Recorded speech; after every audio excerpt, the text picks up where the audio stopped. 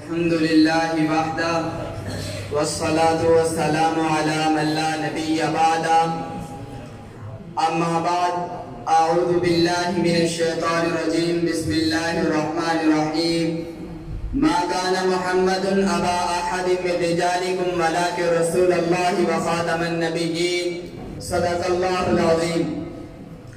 رسالت کو شرف ہے ذات اقدس کے تعلق سے، نبوت ناز کرتی ہے کہ خاتم الانبیاء تم ہو. کسی کی آرزو کچھ ہو، کسی کا مدعا کچھ ہو، میری آرزو تم ہو، میرا مدعا تم ہو. جناب صدر محفل، احباب منصفین و حاضرین، دارالعلوم ختم نبوت عالی بالا کے زیر اہتمام طے شدہ عنوانات میں سے ایک عنوان ختم نبوت منتخب کر کے اپنا درد دل اور پیغام آپ حضرات کی سماعتوں کی نظر کرنے حاضر خدمت ہوں. جناب والا، عقیدہ ختم نبوت امت مسلمہ کا ایک متفقہ مسلمہ اور ضروریات دین میں سے ایک انتہائی حساس اور لازمی عقیدہ ہے.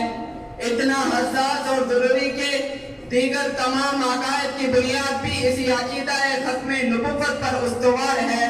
تمام عقائد کی معافی گردش کا مدار یہی عقیدہ ختم نبوت ہے. دینی اسلام کی پوری عمارت اس پر قائم ہے.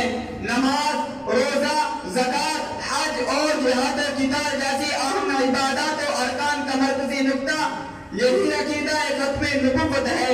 اگر اس عقیدہ میں کوئی ہلکی سی دراڑ، شکوک و شبہات کا ادنا سا رکھنا بھی پیدا ہو جائے تو ایک مسلمان اپنی عزیز ترین اور عظیم ترین متاع ایمانی سے ہاتھ دھو بیٹھتا ہے.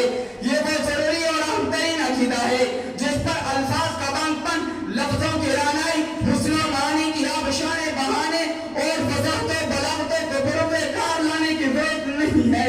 نہ اس میں جوش کتابت کو دخل، نہ مقررانہ انداز اپنانا لازم، بلکہ قرآن مجید کی 100 سے زائد آیات، پیغمبر آخر الزمان قول و بقا صلی اللہ علیہ وسلم کی 210 حدیث اس پر شاہد و دار اور امت کا اجتماعی عمل سے ثابت بے مثال اور لازوال قربانیاں بطور گواہ اس پر ثبت ہیں.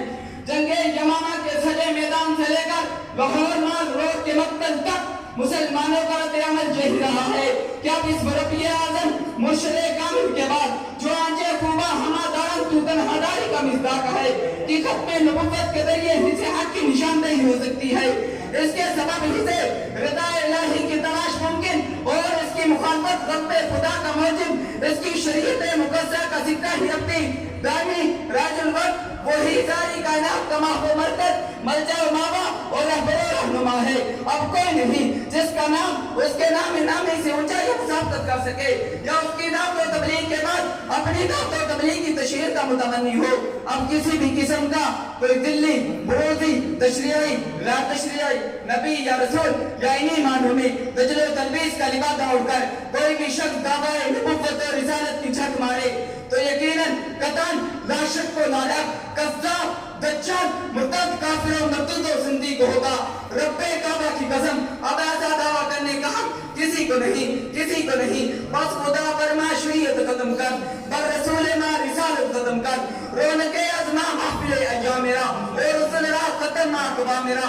لا نبی بعد زائستان خدا است، پردہ ناموس دین مصطفیٰ است. اب تا قیامت ہمارے نبی مکرم صلی اللہ علیہ وسلم کی رسالت و نبوت کا ڈنکا بجے گا. آپ ہی کی سیادت و قیادت کا سکہ جاری و ساری رہے گا. اب وہی آسمانی کا دروازہ مقفل اور نبوت کا سلسلہ مختتم.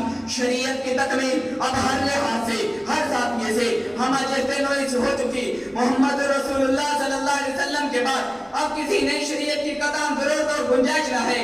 اب نئی شریعت کا پروگرام ممنوع منظور کھائے گا. اس پر خلیفہ بلا فضل سیدنا صدیق اکبر کا نماز موجود. جنگ یمامہ جو مسلمہ قذاب کے خلاف لڑی گئی، اس میں صحابہ و تابعین کی تعداد 1200 شہید ہوئی، جبکہ نبوت کے 23 سالہ دور میں 27 غزوات اور 40 سے زائد سرایہ میں 200 سال کے 23 صحابہ شہید ہوئے. تیرے سے مسئلہ ختم نبوت کی اہمیت واضح اور مسلم ہو جاتی ہے. غرضے تھے ختم نبوت کے احساس اور اہم ترین مسئلہ پر قرآن مقدس، فرامین رسول، آثار صحابہ، اجماع امت اور امت کا متواتر و مسلسل رد عمل سرفروشان اسلام کے لہو کے مقدس